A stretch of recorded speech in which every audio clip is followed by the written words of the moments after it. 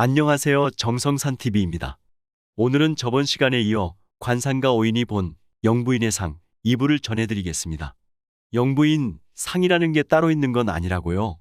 따로 있지는 않아요.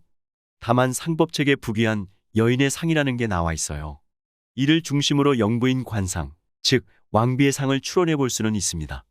부귀한 여인의 상은 남편 잘 만나 출세하는 것과 본인 스스로 출세하는 것을 모두 포함합니까? 남편 잘 만나 출세하는 상도 결국은 본인의 상이 귀하거나 부자인 상이기에 가능한 거죠. 부인 관상에 따라 남편 운이 달라지기도 합니까? 남자는 양이고 여자는 음이죠. 둘의 합으로 비로소 완전체가 되는 겁니다. 부인의 능력과 영향력, 그리고 기, 운이 절반은 차지합니다. 그러니 부인을 잘 만나야 하고 반대로 부인도 남편을 잘 만나야 하는 거예요. 어쨌든 부인을 잘 만나야 대통령이 된다는 말은 일리가 있다는 거군요. 절반은 배우자의 능력과 역할이라고 볼 수 있죠. 주섬주섬 가방에서 준비해간 사진을 꺼냈다. 서한 위로 나란히 펼쳤다. 그가 말했다. 두 분 다 귀부인의 관상이네요. 그렇기 때문에 도지사 검찰총장의 부인을 하고 대통령 후보 부인까지 된 겁니다. 역대 영부인들 모두 이 부분이 넓고 보기 좋았어요. 마지막으로는 코를 봅니다. 여성의 얼굴에서는 코가 남성, 즉 배우자를 상징하기 때문이죠.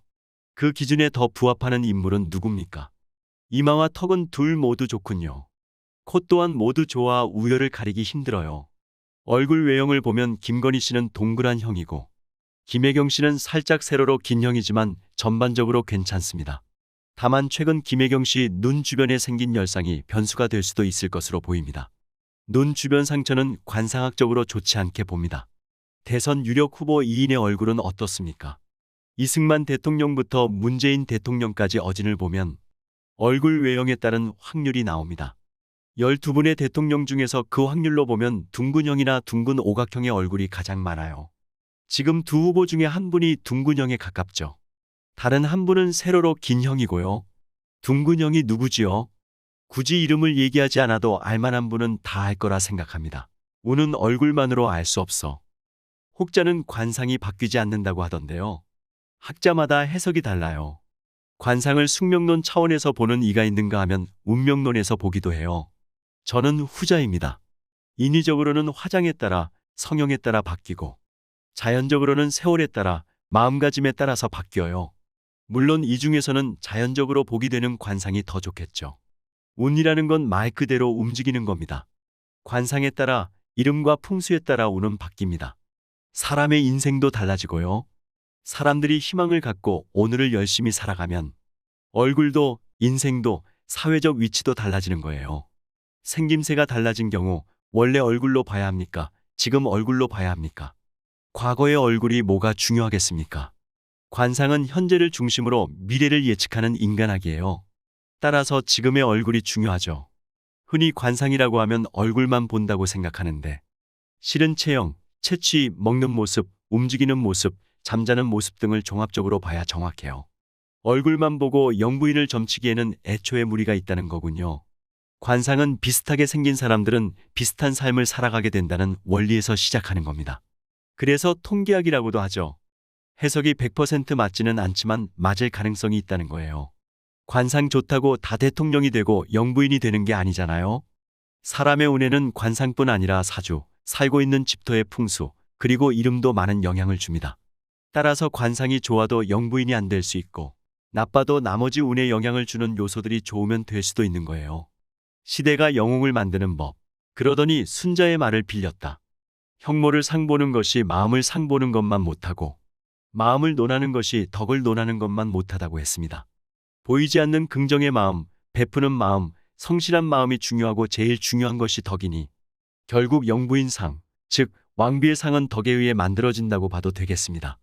관상에서 핵심은 관상불려심상, 이에요. 아무리 보이는 게 좋아도 심상 좋은 것만 못하다는 말이죠. 후보 부인들이 덕을 어떻게 베푸느냐에 따라 결과는 바뀔 수도 있다. 그렇죠. 언급한 대선 후보 중 눈에 띄는 후보가 있다면요.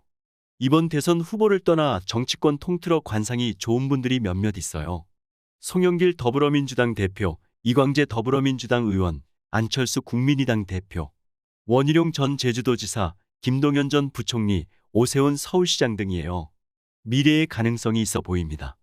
그러나 누누이 말했듯 관상과 운은 바뀌는 거라 세월이 흐르면 또 어찌 될지 모릅니다. 유명한 말이 있죠. 시대가 영웅을 만든다. 백운산 한국역술인협회장도 같은 말을 했다. 한국역술인협회는 전국 35만 명의 역술인을 회원으로 두고 있다. 관상을 아무리 잘 봐도 시대의 흐름과 떼어놓고 보면 안 됩니다. 15대 대선 때 김대중 전 대통령이 이회창 전 총재를 간신히 1.6% 차이로 이겼지요. 다들 이회창 씨가 될 거라고 했어요. 16대 때 노무현 씨가 대통령이 될 줄 누가 알았습니까?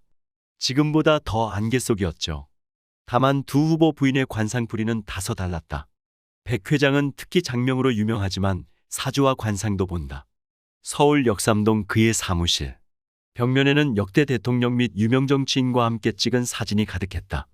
이들의 당선을 빠짐없이 예견했다고 한다. 지금도 한치 앞을 알 수 없는 형국 아닙니까? 지지율이 가장 높은 두 후보를 둘러싸고 구설이 많으니까요. 이 둘 중에 대통령이 나올 거라 봅니까? 네, 제3지대 인물이 갑자기 급부상할 가능성은 없다고 봅니까? 그런 이변은 없을 겁니다. 최근 김혜경 씨 눈 주변 열상이 관상학적으로 좋지 않다는 해석이 있더군요. 눈 주변은 초년운으로 봅니다. 이미 다 지나갔기에 의미를 두지 않습니다. 그분 관상은 상당히 좋게 풀이됩니다. 어떻게 좋습니까? 이마, 눈, 코, 입, 양관골 전체를 보는 오행을 따져보니 학예상을 가졌어요. 머리가 영리하고 사람됨이 굉장히 정확합니다. IQ도 높겠고요. 집안도 그리 나쁘지 않았겠어요. 남편을 상당히 도와주는 성품이고 크게 출세시킵니다. 안광이 좋아 사람을 끌어들이는 힘이 있고요. 건강도 좋네요. 고독함이 다소 있을 수 있겠으나 전체적으로 하기 나무에서 우아한 기질을 보내는 아주 좋은 관상입니다. 남편을 출세시키는 관상이라 후보 본인의 관상은 이에 부합합니까? 이재명 후보의 관상도 상당히 좋습니다. 상정, 주정, 하정 얼굴을 3등분해 이마 부위를 상정, 눈썹부터 코끝까지를 중정, 코 아래와 턱 부분을 하정, 모든 것이 만사형통입니다. 특히 안광이 아주 강해요. 만인이 따르게 되는 상이에요. 음성도 살아있고요. 부인의 관상 또한 좋아서 큰 덕을 보게 될 겁니다. 김건희 씨의 관상은 어떻습니까? 전체적으로 괜찮아요. 남편을 크게 뒷받침해주고 성공시키는 눈과 코를 갖고 있어요. 이마도 상당히 깨끗하고요. 밝은 힘이 있습니다. 여태까지 사는 동안 큰 고생이 없었어요. 다만 지금 무렵에 해당하는 입을 보니 구설이 다소 있을 수는 있겠어요. 입이 구체적으로 어떻다는 겁니까? 쉽게 말하면 문이 꽉 닫혀 있는 거예요. 입을 다른 말로 출납관이라고 하는데 꼭 담은 모양으로 풀이됩니다. 윤석열 후보를 함께 놓고 보면 어떻습니까? 윤 후보는 천중, 이마 위쪽이 맑고 깨끗해 정도에 따라 잘 살아온 관상입니다. 연상, 수상, 준도, 관골, 얼굴의 중앙 부위 모두도 아주 좋아 평생 뜻대로 잘 살았고요. 다만 마찬가지로 입술 쪽 수고, 수성, 승장, 이 다소 약해 보입니다. 인도, 싱가포르의 관상가에게 물어보니 김혜경 씨는 남편 출세를 돕는 학의 상이라고 한다. 이쯤에서 호기심이 들었다. 앞서 만난 전문가들은 많든 적든 어느 정도 시대의 흐름을 염두에 두고 관상을 분석했다. 그렇다면 국내 정세를 전혀 모르는 이가 보는 관상은 다를까? 해석에 영향을 미칠 만한 요인을 완전히 차단하고 얼굴만 봤을 때 어떤 결과가 나올지 궁금했다. 관상학은 고대 문명지를 중심으로 발상했다고 알려졌다. 구글에 피지오그노미스트, 관상학자를 치자 그 주변 국가에서 활동하는 관상가들이 드물게 검색됐다. 중국, 파키스탄, 싱가포르, 인도의 관상가 10명에게 메일을 보내봤다. 별도의 정보는 일절 쓰지 않았다. 내년 한국은 대선을 앞두고 있는데 둘 중 누가 가장 영부인 상에 가까운지만 물었다. 행여 인터넷에서 검색해볼까 싶어 대선 후보는 물론 부인들의 이름과 정확한 대선 날짜도 밝히지 않았다. 얼굴이 잘 드러난 사진만 2장 첨부하고 얼굴에는 번호 1번, 2번을 붙였다. 대선에서 받게 될 여야 후보들의 기호와는 상관없는 숫자다. 그러자 2명에게서 답장이 왔다. 이 둘을 엄밀히 관상학 전문가라고 칭하기에는 무리가 있을 수도 있다. 현지에서 얼마만큼 공신력이 있는 인물인지 알 수 없어서다. 다만 4가지 조건은 충족한다. 관련 서적을 출판했고 현지 언론에 소개된 적이 있다. 또한 공식 홈페이지를 운영 중이고 꾸준히 관상 관련 콘텐츠를 생산하며 피드백도 받고 있다. 처음 답장을 보낸 이는 싱가포르에 사는 크리스찬 추아다. 몇 권의 자기계발서를 낸 그는 자신을 얼굴 프로파일링 전문가라고 소개했다. 그러면서 나는 미래를 점치는 사람이 아니다. 다만 얼굴을 읽고 적절한 풀이를 내릴 수는 있다고 했다.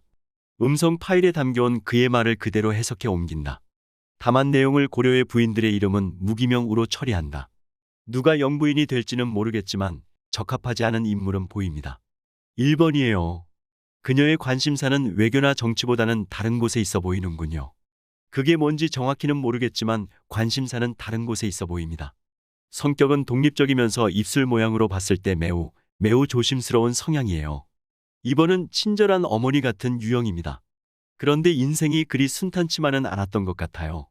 개인사적인 몇 번의 고난이 있었는데 그 중에는 그녀를 정말로 무섭게 했던 충격적인 경험도 있었던 것으로 읽히네요.